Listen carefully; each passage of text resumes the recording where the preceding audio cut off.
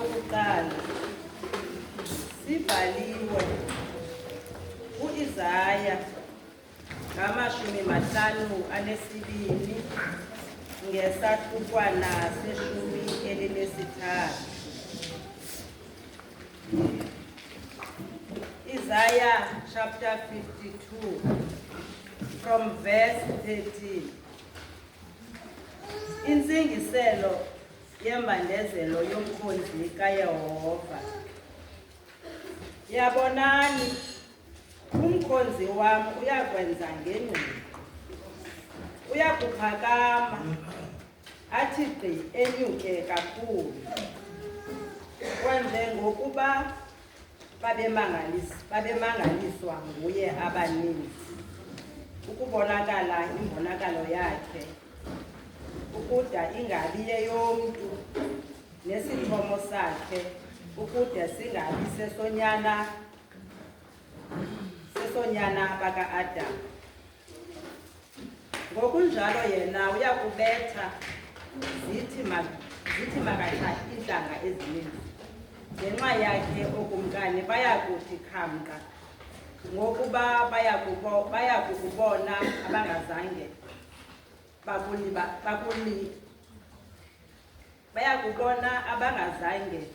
bakubalisele, bakuqale abangazange bakuve.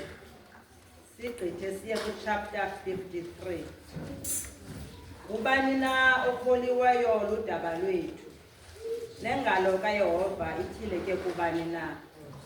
Kuba yena umkhonzi unyuka njengegada phambi kwakhe, njengehlumelo eliphuma elizweni elingumqwebethi, engenasithomo nabungangamela.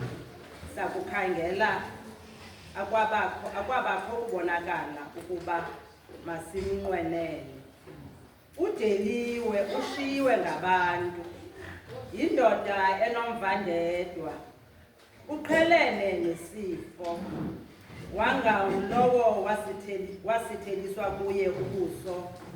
Udeliwe, thina ke asambeka.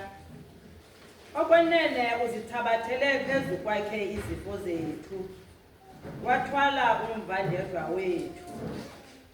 Ke thina besiba ungobandezelwayo nguThixo, ungocinezelwa nguye, kanti yena uhlatywe ngenxa yezikreko zethu, watyunyuzwa ngenxa yezenzo zethu ezigwenxa. Ubetho lokuba sibe noxolo thina lube phezu kwakhe. Siphilisiwe ngemivumbo yakhe, thina zonke salahleka njengegusha. Sabheka elowo endleleni yakhe. Waza uYehova wamuwela ngobugwenxa bethu sonke. Wakhandaniswa wazithoba, engawuvuli umlomo wakhe, njengemvu esiwa ekuxhelweni, nanjengebhusha esidenge phambi kwabacebi bayo. Akawuvula umlomo wakhe. Uthatyathwe ekuxineni nasematyaleni esizukulwana sakhe. Ngubani owathelekelela ukuthi unqanyulwe ezwini labaphilileyo, ubandezelwe ngenxa yesikreko sabantu bakuye. Lamiswa